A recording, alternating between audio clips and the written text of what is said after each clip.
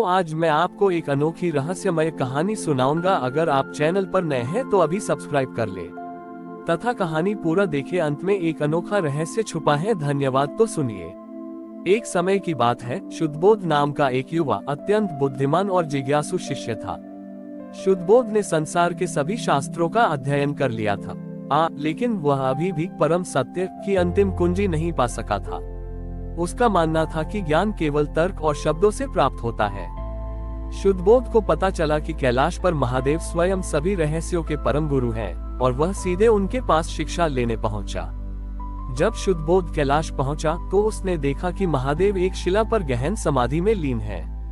उनके चारों ओर केवल मौन व्याप्त था। देवी पार्वती निकट ही बैठी थी। शुद्धबोध ने पार्वती जी से निवेदन किया, माता, मैंने संसार के सभी गुरुओं से ज्ञान लिया, लेकिन मेरे प्रश्न अभी भी शेष हैं। मुझे महादेव से परम सत्य के बारे में सीखना है। पार्वती जी ने मुस्कुराकर कहा, पुत्र, महादेव इस सृष्टि के आदि गुरु हैं। वे अवश्य तुम्हें ज्ञान देंगे, परंतु तुम्हें धैर्य रखना होगा। उनकी शिक्षा शब्दों से नहीं बल्कि मौन से होती है। शुद्धबोध को ये बात समझ नहीं आई। वह महीनों तक वहीं बैठा रहा। महादेव समाधि में थे और चारों ओर गहन चुप्पी थी। शुद्धबोध हर दिन अपने प्रश्नों की एक सूची तैयार करता, लेकिन जब भी महादेव की आंखें खुलती तो शुद्धबोध साहस नहीं कर पाता था, क्योंकि वह मौन इतना गहरा होता था। एक दिन जब शिव ने अपनी समाधि खोली तो शुद्धबोध साहस करके उनके चरणों में झुक गया। प्रभु, मैं आपसे परम सत्य, ब्रह्म का स्वरूप और मोक्ष का मार्ग जानना चाहता हूँ। कृपया मुझे तर्क और शब्दों में समझाएं ताकि मेरी बुद्धि संतुष्ट हो सके। महादेव ने शुद्धबोध को देखा और एक भी शब्द नहीं बोला। उन्होंने केवल अपना दाहिना हाथ उठाया और उसे ज्ञान मुद्रा अंगूठे और तर्जनी को मिलाकर में स्थिर कर दिया। फिर वे वापस समाधि में लीन हो गए। शुद्धबोध पूरी तरह से हैरान रह गया। वह घंटों तक उस मौन को देखता रहा और उस ज्ञान मुद्रा को देखता रहा। उसे लगा कि महादेव उसका मजाक उड़ा रहे हैं। उसने सोचा, ये कैसा गुरु है। न कोई उपदेश, न कोई शास्त्र, बस मौन और एक हाथ का इशारा। क्या यह मेरे ज्ञान का अपमान नहीं है? निराश होकर शुद्धबोध कैलाश छोड़ने की तैयारी करने लगा। तभी देवी पार्वती उसके पास आई और बोली, पुत्र, तुम ज्ञान की सबसे बड़ी कुंजी को छोड़कर जा रहे हो। क्या तुमने नहीं देखा कि महादेव ने तुम्हें क्या सिखाया? पार्वती जी ने समझाया, महादेव ने तुम्हें ये ज्ञान दिया कि परम सत्य इतना विशाल है कि उसे किसी भी सीमित शब्द या तर्क की सीमा में नहीं बांधा जा सकता। तुम्हारा तर्क, तुम्हारा ज्ञान केवल एक छोटा सा हिस्सा है।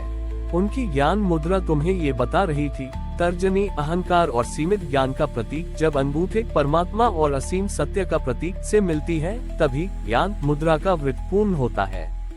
जब तक तुम अपने तर्क और अहंकार को परमात्मा के सामने विसर्जित नहीं करते, तब तक परम सत्य को कभी शब्दों से नहीं समझा जा सकता।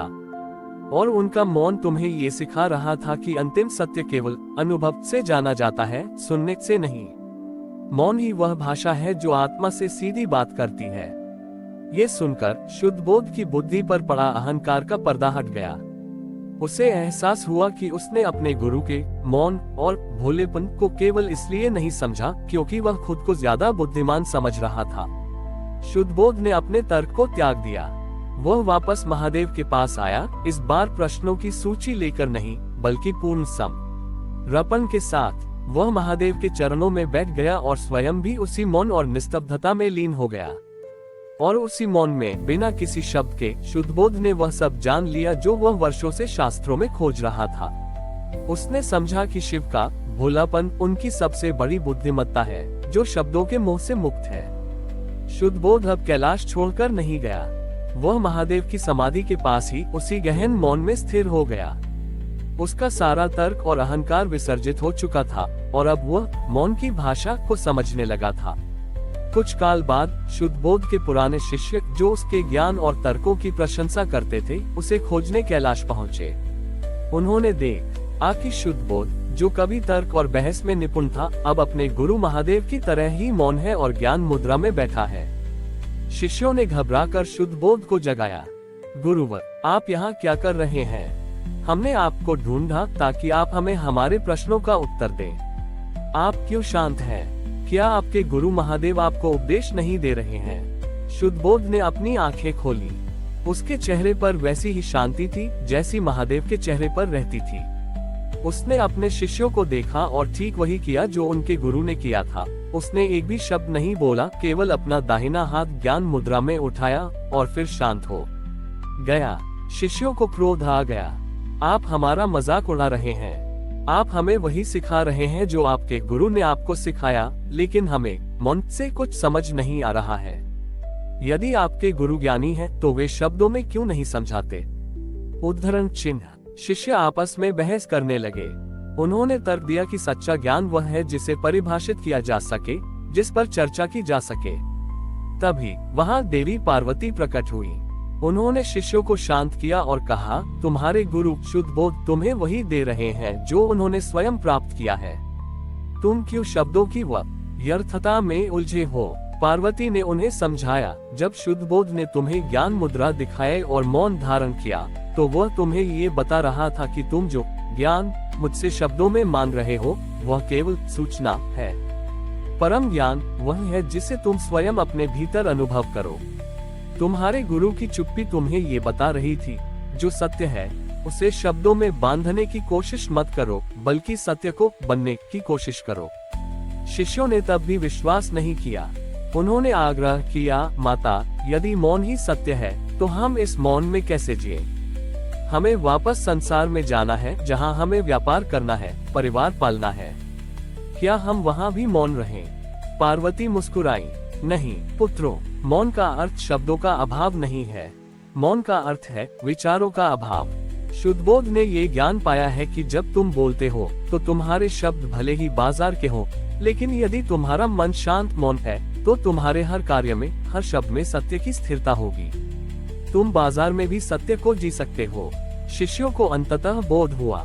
उन्हें समझ आया कि शुद्धबोध का मौन और उनकी ज्ञान मुद्रा उन्हें संसार को छोड़ने के लिए नहीं कह रही थी, बल्कि संसार में रहते हुए भी विचारों और अहंकार से मुक्त होने का मार्ग बता रही थी। शिष्यों ने शुद्धबोध से आशीर्वाद लिया और अब वे वापस अपने संसार में गए। अब वे अपने व्यापार और जीवन में अधिक सफल थे, क्योंकि उनके तर्क तीक्ष्ण थे, लेकिन उनका मन शांत और मौन था। इस प्रकार आदिगुरु शिव ने केवल शुद्धबोध को ही नहीं, बल्कि उनके शिष्यों को भी सिखाया कि मौन ही वह शक्तिशाली नींव है जिस पर संसार का सारा कर्म योग सफलतापूर्वक खड़ा हो सकता है। हमारी और भी आध्यात्मिक एवं अनोखी कहानियां देखने के लिए हमारे चैनल पर जाएं तथा धार्मिक एवं पौराणिक अनोखी कहानियां हमारे चैनल पर है। कृपया जाके देखें तथा हमारे चैनल को सब्सक्राइब करके रखें और वीडियो लाइक जरूर करें। धन्यवाद।